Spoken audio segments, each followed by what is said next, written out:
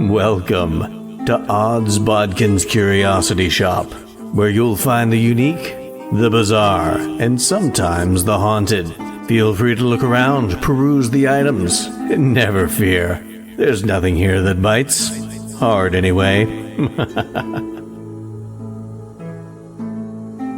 Well, hello there. How enchanting it is to see you returned yet again to Odds Bodkins Curiosity Shoppe. I am your shopkeeper, and today a very curious item. Not too long ago, I showed you the section of our shop with various instruments of time travel. We have a vast assortment, and as I told you then, we do not allow our patrons to tamper with these items because sometimes there are dire consequences with glimpses into a future best not shown.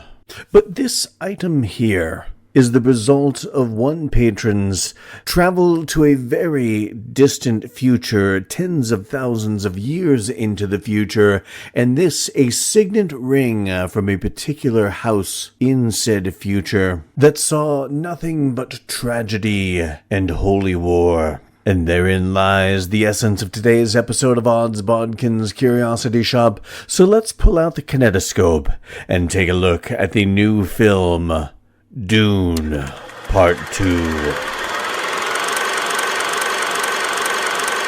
So Dune Part 2 came out late last week, and it's something I think I speak for a lot of people, especially those who love science fiction. This is a sequel that we have been so waiting for, so anticipated. Of course, Dune Part 1 came out in 2021 in the midst of COVID, and I believe it had a theatrical release, but they also released it to, I think it was still HBO Max at the time. And I remember my wife and I, we're in the midst of COVID and we were a little leery about going to a movie theater at the time.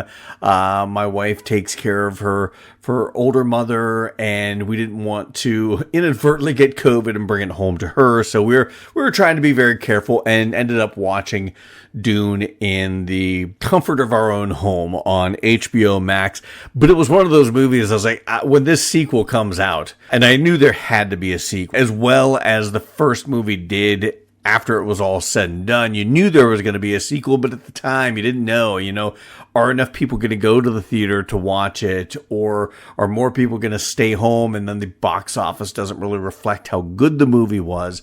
And I was afraid, there was a possibility that this wasn't going to see the second part of this story played out on the big screen. But I knew if it did, that I wanted to see this on the big screen, because it really was a movie that I kind of wish I had gone to the movie theater to watch it, because it's a movie that you can really appreciate on any screen, but the spectacle of it all played out on a big screen. It's just one of those cinematic features that begs to be watched on a big screen. If you have the opportunity to watch it in IMAX, there's no real IMAX theaters around where I live, at least within a reasonable driving distance, so I couldn't watch it on that. But if you have a chance to watch it on that, I think that's probably a great way to go about this. But definitely a movie that you have to see on the big screen, because this Part 2 is even more needing of a big screen viewing to appreciate the scope that Denis Villeneuve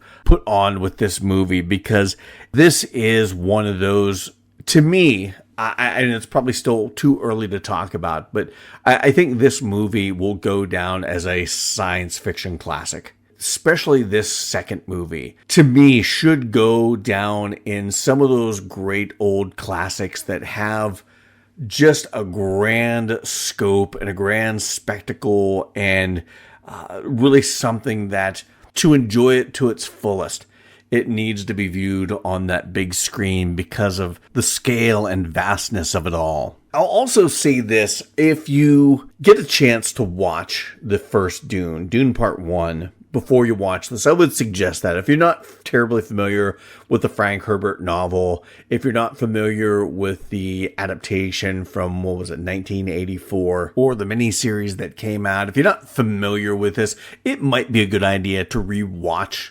part one to kind of refresh things. I would even have gone so far as to say you probably should have taken the time to read the novel, because I think the novel, as much as they did a lot with these two Dune movies in putting a lot of what's in the book on the big screen, there's so much more that you just can't delve into. And we'll discuss some of those things that I think were really missed in this, but certainly didn't take away from the movie. But if you had a chance to read the book before this, I would have suggested you do that. But there again, we're at the point where the movie's out, and if you haven't read it, then I think it's one of those things where I would hope that this would encourage people to go ahead and read the novel, or the novels. I mean, there are several novels in this Dune series, but as far as the original novel, that encompasses these first two movies, and hopefully we're going to get more where that came from. But I really enjoyed this movie. This movie it lived up to all the hype, because that's all you heard about this movie with all the advanced viewings and screenings and all the reviewers that got screeners and got to go to advanced viewings. Were just enraptured by this movie and how good it was. And after watching it, I believe it. You know, I thought, okay, there's a lot of hype going on here. I hope it lives up to it. You know, I figured it would. I really enjoyed the first one.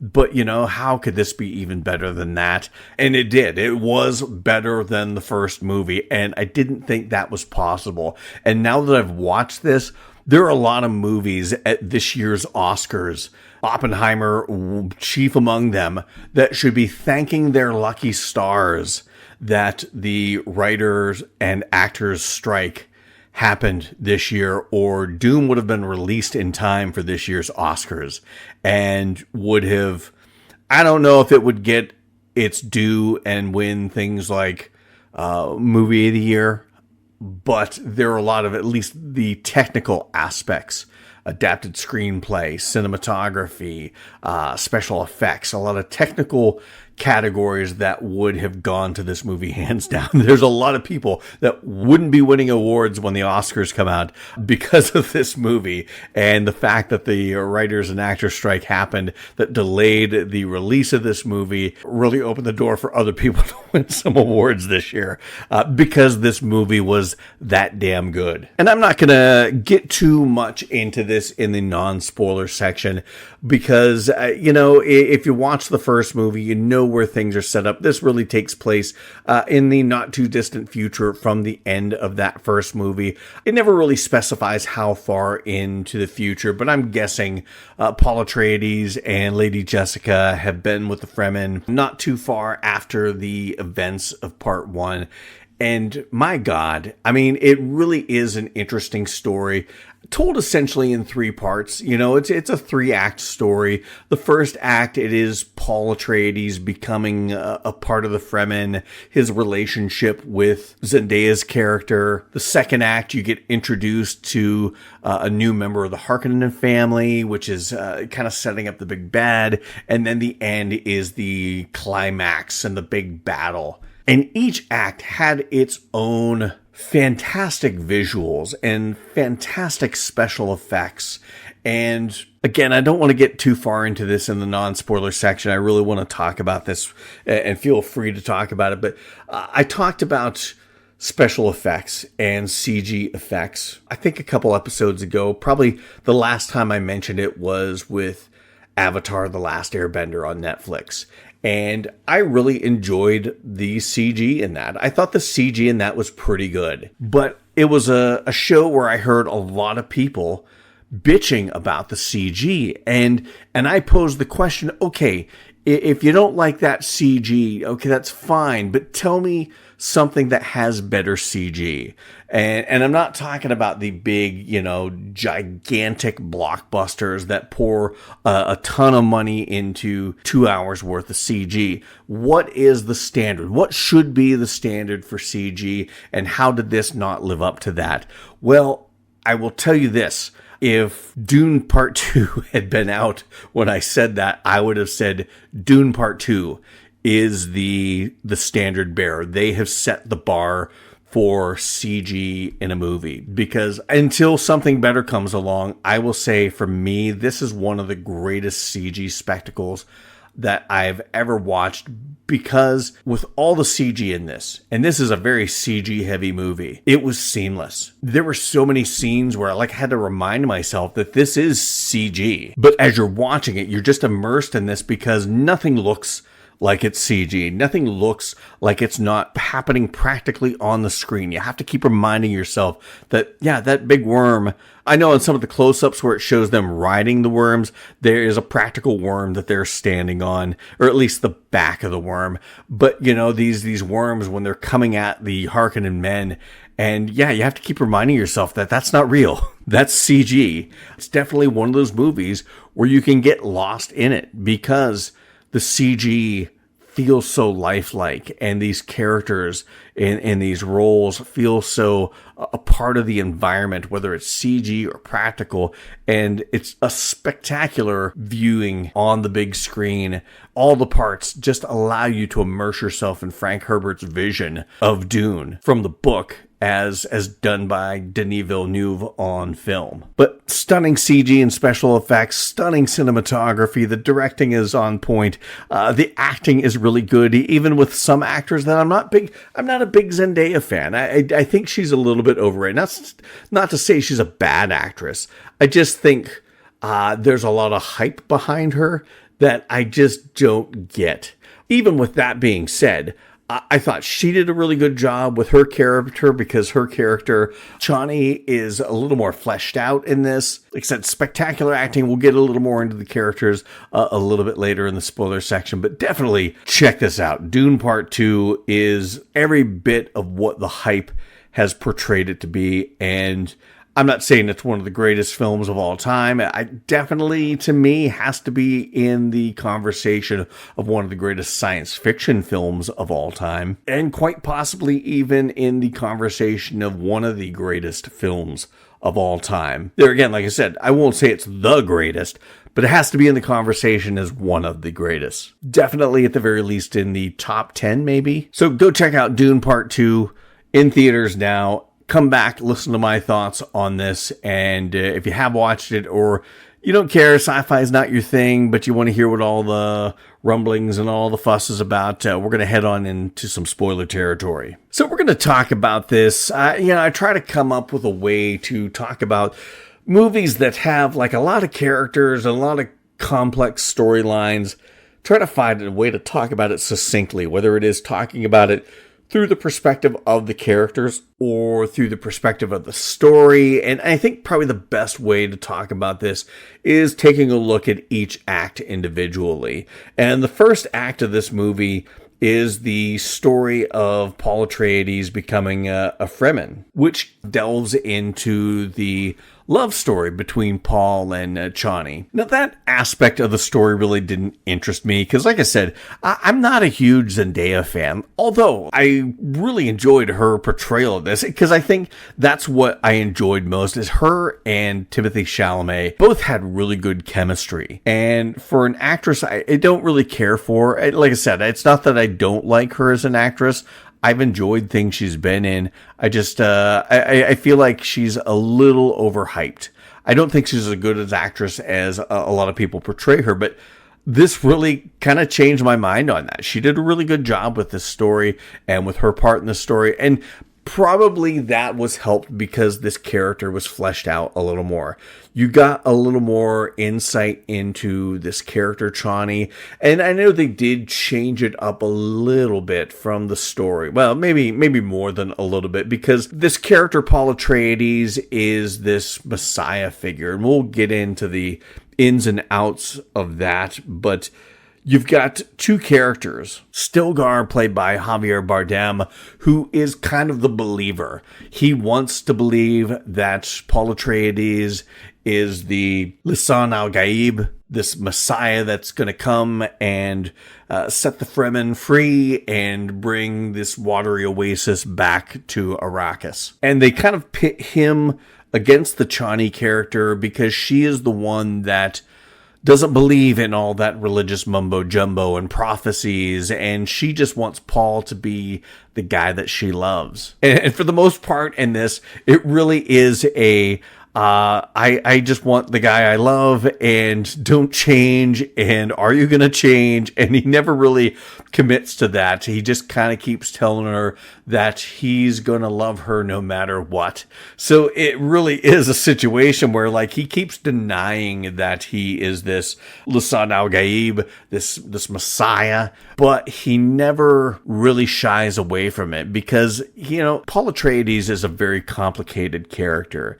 And I think that really harkens back to the original text from Frank Herbert and the novel Dune, is that this notion of a false messiah. And this first section of the story, this first act of the story really delves into that, is the building of Paul Atreides as this messiah, all of the manipulation on multiple levels that put him into this, and then him finally deciding that whether he believes he is this messiah or not, he's going to use that to get the revenge that he wants. Because you have so many different factions, the Bene Gesserit, and by extension, his mother, Lady Jessica, all assuming that he is this, of course, the Fremen call it the Lisan al-Gaib, the Bene Gesserit call it the Kwisatz Haderach, all different words for the same thing, this Messiah, all stemming from prophecies that the Bene Gesserit all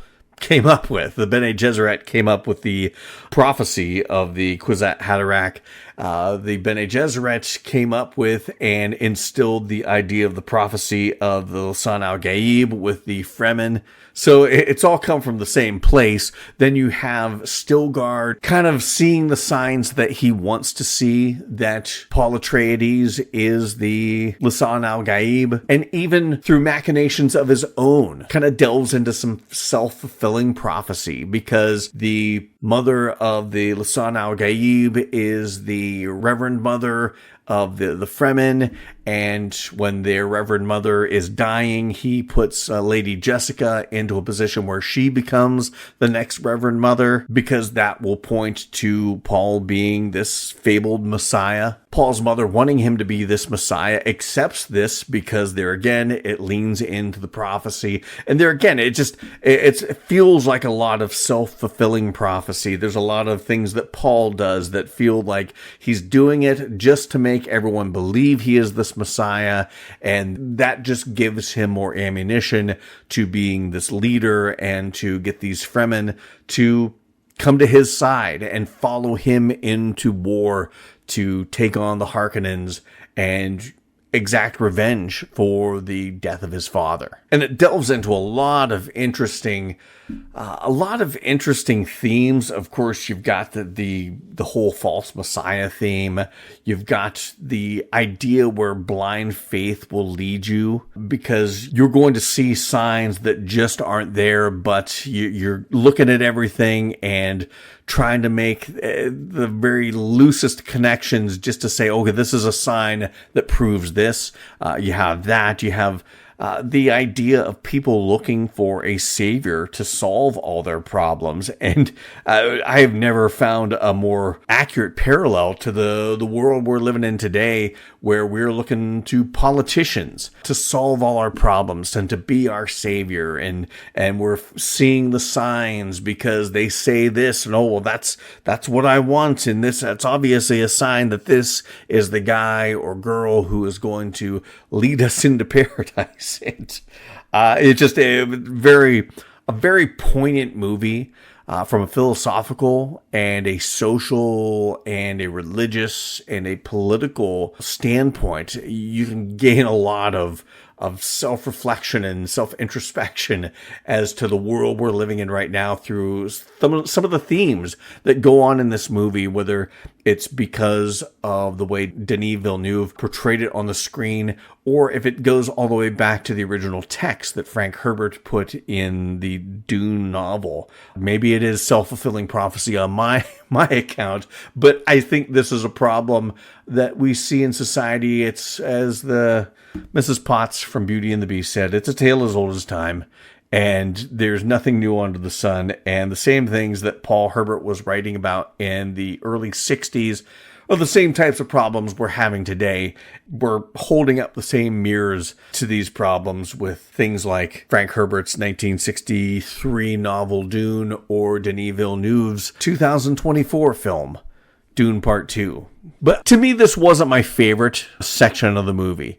It was an interesting part of the movie to see Paul Atreides rise and becoming Muad'Dib, to become the Lisan al-Gaib, kind of a cross between a reluctant hero and a tragic hero with this story and with Paul Atreides. That was very interesting. The relationship between him and Chani, how it starts out as a love story, but his desire to be this leader, to be this Lisan al-Gaib, putting a wedge between them because she doesn't want him seeking this power, and he wants to seek this power as a means to an end, and that is to get the revenge that he wants for the Harkonnens killing his family and killing his father. Now, there was an interesting aspect to this first act of the story. Is Lady Jessica's, of course, pregnant with what will become Elia Atreides. Now, I know Elia Atreides is a character that does show up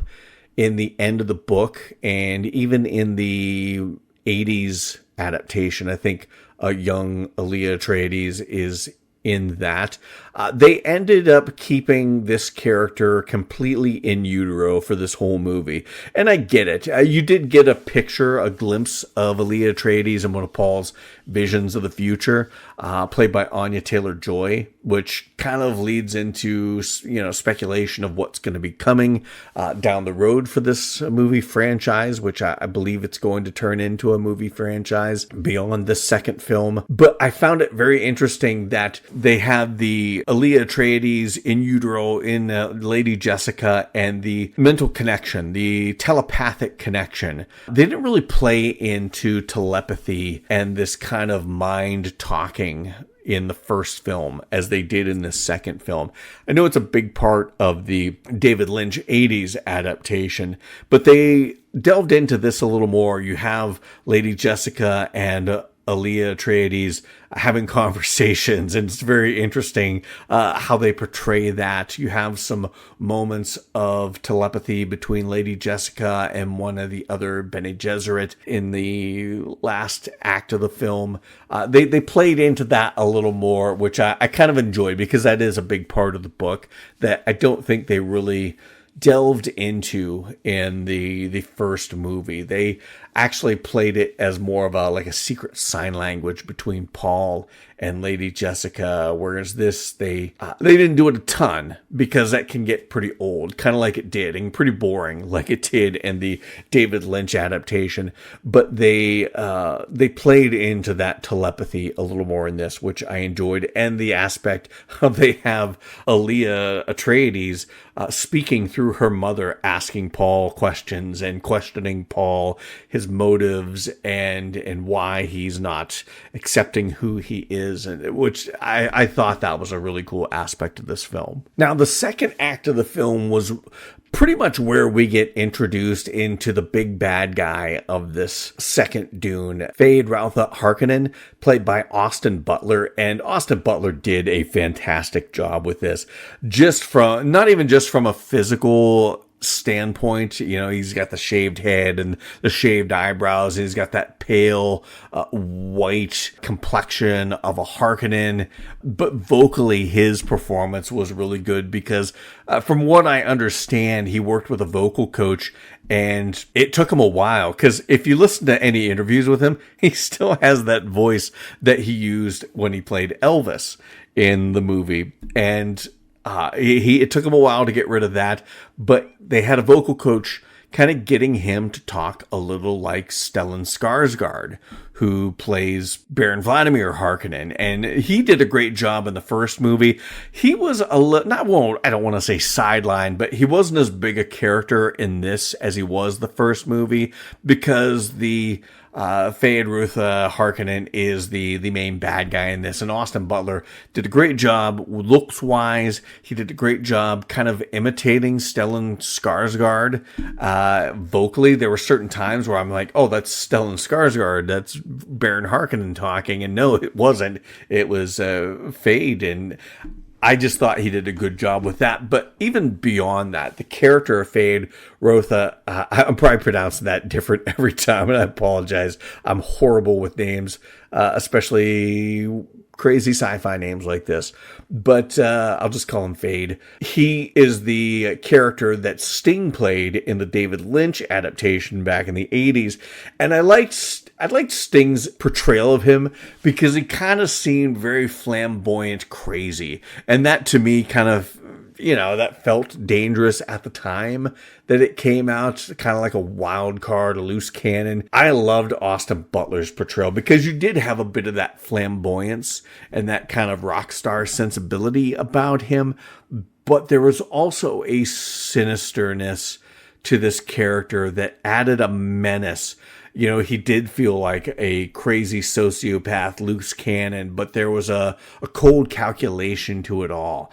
And as far as adding more menace to this character than the 80s version, Austin Butler and Denis Villeneuve and, everyone involved in making Austin Butler into this character did a fantastic job of that, because this character did feel ruthless. There were so many times where, like, he pulled a Darth Vader, where he's killing his own men for disobeying him or disagreeing with him, and just slitting someone's throat and without cause nor concern of the consequences. And I really liked where the first act of this film was fantastic in its desert landscapes. And they did a really good job with these wide vistas and the showing the scope of this desert and everything going on in it. And it had very much a Lawrence of Arabia feel to it, where you have the Fremen and Paul Atreides. He's learning to fight with them and like one of them, and they're doing these raids on these spice collectors. And like I said, very vibrant desert scapes. When you go to the Harkonnen planet, it has a black sun, so that leaches all the color out of everything. And when you're inside and seeing these characters, everything looks, color appropriate. But then when you get outside into the sun, it washes everything out and everything is in black and white. And they actually filmed that with infrared cameras. So like when you have the Bene Gesserit, who wear these black robes, go out into the sunlight, it almost looks like they're wearing white, and the vice versa. Somebody wearing white, it looks like they're wearing black. And it was just stunning to look at visually, going from color to black and white, and seeing that Colosseum scene played out in black and white, where Feyd is taking on the last supposed 3 members of the Atreides clan. To see all that play out in black and white was really interesting. The fireworks that they showed was so cool, because it looked like splashes of ink in the sky. And I don't know whether that's just a result of the sun or if it was special ink fireworks. I don't know, but it looks stunning. Even at night when they had particular fireworks going off, they just look very weird, and it helped create another world. And that's what I enjoy about movies like this, where you go to various worlds and it feels like you're on another planet. You have the desert world of Arrakis, which feels very much like Tatooine or something like that we've seen. You go to the planet where the Emperor is on. It's much more lush and green. It feels like a typical planet. But you go to this planet with the black sun and everything, the Harkonnens all looking different. Everyone's got that pale skin from living in a world with a black sun, and you don't have the anybody getting tanned up at the beach. It just felt like a different world, and something we haven't seen in cinema and in science fiction, which that was really cool. But it all leads up to the third act, which is the final battle. And that really is the action set piece for this. You get a lot of really cool action scenes throughout this. You have the battle with the Harkonnen soldiers, had some cool fighting in that. You had the attacks by the Fremen on the spice collectors where, they're shooting people down with rockets and stuff like that. And that was all really cool. A lot of those battles were interesting, and little skirmishes were cool. But for me, the really the best part of this was that last battle where they bring all their weapons to bear, the atomic weapons that they get from the Atreides weapons stronghold, the worms bringing them into it, was all very stunning to watch on such a grand scale. And that's one of the things that really impressed me the most about that. I think that's probably one of the things that impressed me so much about Lord of the Rings, especially Return of the King when it came out, is the scale of these big, gigantic battles.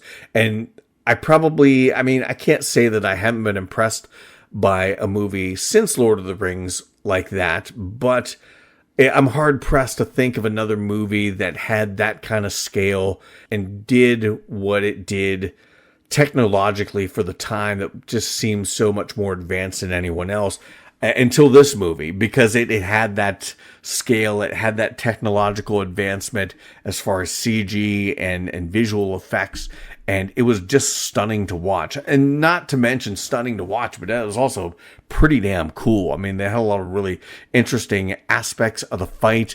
There was one cool little switch, because in the first movie, you have Paul Atreides having this vision where he's in the middle of this big battle, which is the battle that we're seeing. And it's that scene from the trailer where he looks up and his visor comes up and it's him in the middle of this battle. They have not an exact, but a fairly similar recreation of that, only instead of him, it's the Chani character.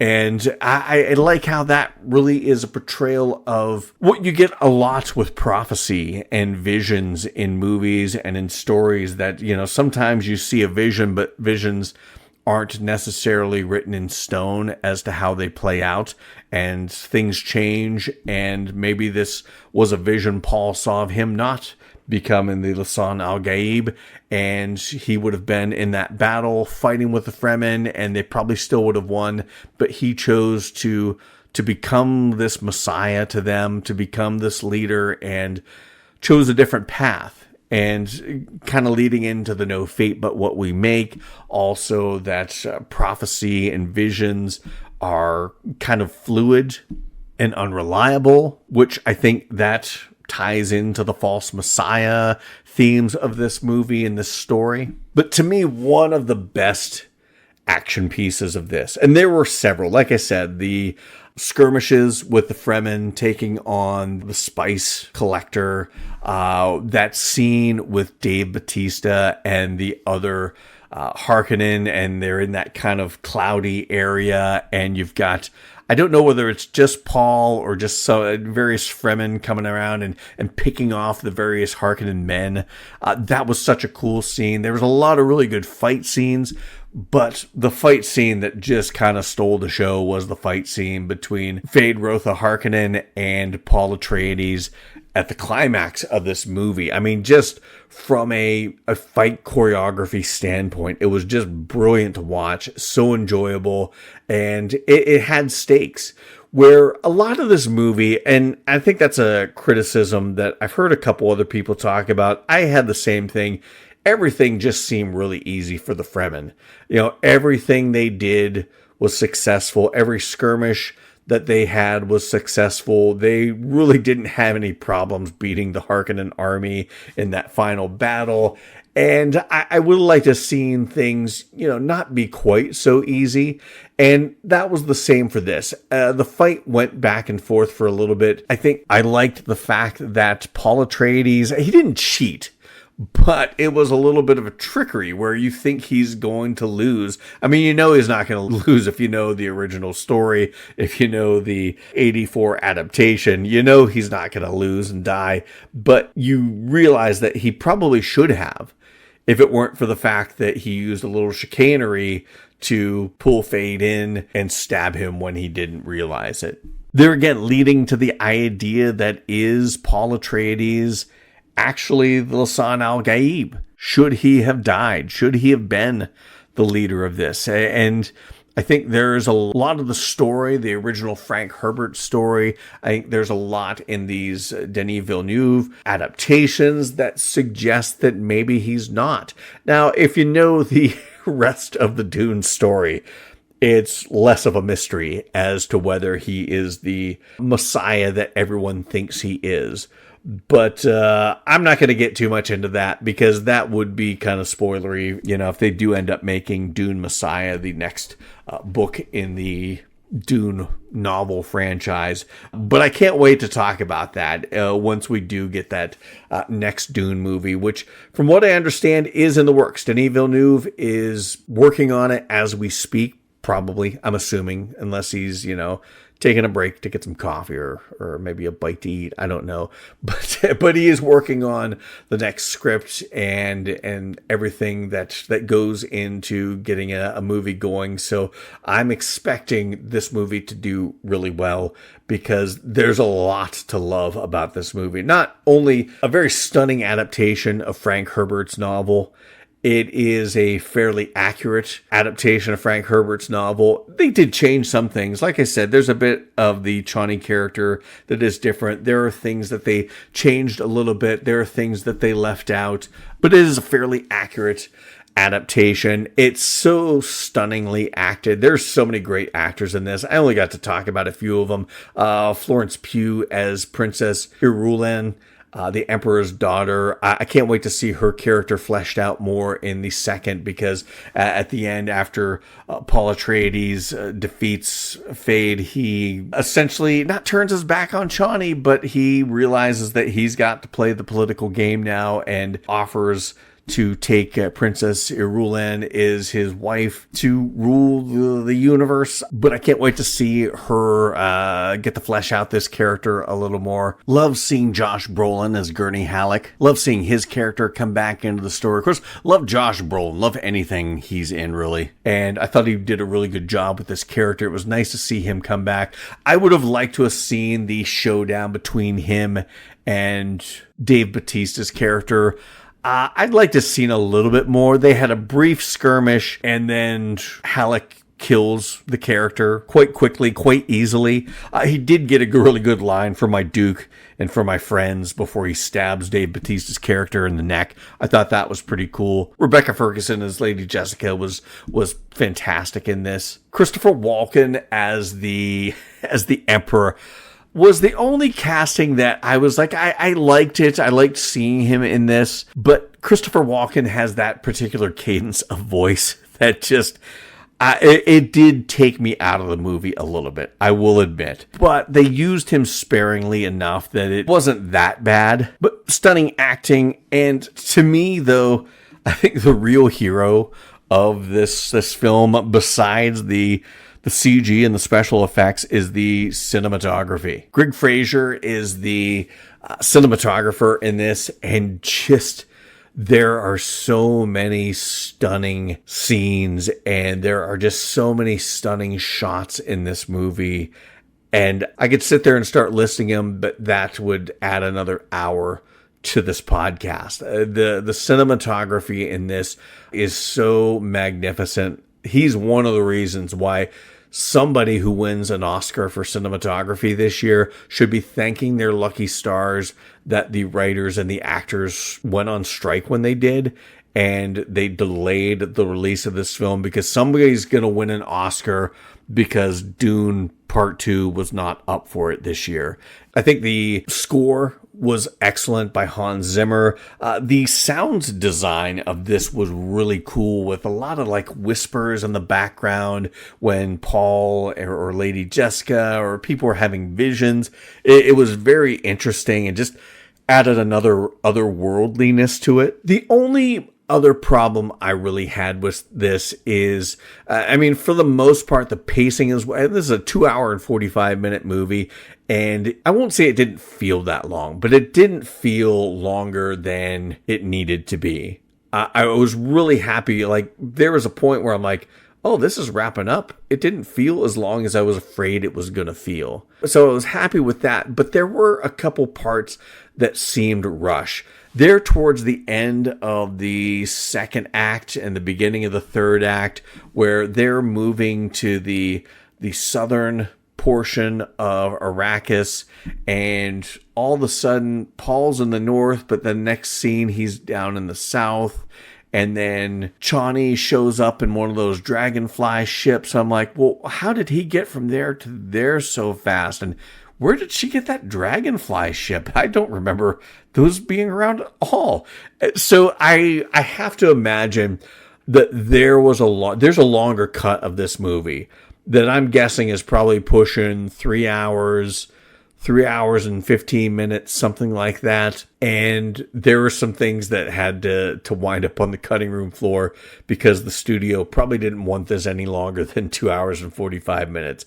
That's what I'm guessing. I don't want to get into the whole studio tampering thing, but there were a couple moments there towards the end of that second act, the beginning of the third act, that just, it felt like we had a time jump that I was not in on. But all in all, just a spectacular movie to watch. And it's a movie I'm really glad that I went to the theater to watch, because this definitely is a movie that you're going to enjoy much more on the big screen. Just as I said, to enjoy all these landscapes and the vistas and the scope of everything. There's so many fantastic shots. The one shot where they have Paul Atreides on this mount, and he's looking down at all of his troops, and they had the troops in focus in the background and him out of focus in the foreground. Just a stunning visual to watch. You know, all the big fight scenes with these broad, wide scope vistas that you really get the scale of everything that's going on. And I think that is one of the things I love the most, the scope and the scale of it all, the fantastic special effects that just were seamless. I mean, you forgot that you're watching digital CG special effects. You just felt like you were in the midst of this movie. The world building, the acting, the directing, the music, the sound design, it all worked together in perfect harmony to make a fantastic film that I can't wait to see what they do next. Because next up, of course, Dune. Dune was a pretty big book. Dune was pushing like 900 pages. And I will say that I think it was smart. Unlike the David Lynch version, where they tries to do 900 pages in one movie, even though it was a long movie, they did it smart by doing two very long movies in this Dune Part 1 and Part 2. Of course, the next one, I don't think we're going to have that problem, because Dune Messiah is the next book in the Dune franchise of novels. And that's a shorter book. That's under 300 pages. So I think we'll just get one movie out of that. But that is the next step, because at the very end of this, Paul has gotten his revenge against the Harkonnen. He has supplanted the Emperor and become Emperor of the Universe. There's probably a Master of the Universe joke in there somewhere, but I'm not going to do that. but essentially starting a holy war against the other houses within this empire. But this is where we're going to see the relationship between Paul Atreides and Princess Rulan. We haven't seen the last of Chani, because she had a really poignant end to her story where, you know, the rest of the Fremen are being led by Paul Atreides off to take on the rest of the houses, but she kind of goes off to do her own thing. We're going to see Alia Atreides, I think, play a more prominent role in this next movie. The visions of Paul, where he says that, you know, if he takes this path, the billions of people that are going to die. I think that's where we're going to see that prophecy come to fruition, where is becoming this Messiah, whether he rightfully should have been or not. He is going to lead this holy war that is going to cause the death of a lot of people. And I'm really interested to see how that plays out thematically. So really excited to see Dune Messiah come to the big screen whenever that happens. I know Denis Villeneuve said it's probably going to be a few years for that to come about. So, I'll be sitting here waiting with bated breath as to when we're going to get some more concrete details on that, but really excited, hopefully to see this movie and this movie franchise continue on, because this is a beloved book series by many. I, of course, have come into this a little bit late in the game, but it's always been in the lexicon of any science fiction fan, and I count myself among them. And so really excited to see this whole story, this beloved franchise played out and being done as well as it has been, with man at the helm like Denis Villeneuve, Greg Fraser, so many people that really appreciate this story, appreciate this franchise, appreciate what Frank Herbert was trying to do with these stories, and so many different themes that he's tackling with this series of books. And to see them treated with such reverence is really enjoyable on my part. And it really does my heart good to see somebody who cares about the source material enough to do it right. And you don't often get that in horror, fantasy, and science fiction. So I want to thank everyone for listening to my thoughts on Dune Part 2. I know it's still early, but to me, this is going to be hard to beat as one of the best films of the year. I'm not saying that we might not get something else that comes out, but so far, between this and Godzilla -1, Jesus please us, this is some pretty heavy competition. I mean, we haven't got a ton of really great films in 2024 just yet, but this, I have to say, as of right now, and probably going to be hard to beat as one of, if not the best film of the year for 2024. So I want to thank everyone for listening to my thoughts on Dune Part 2.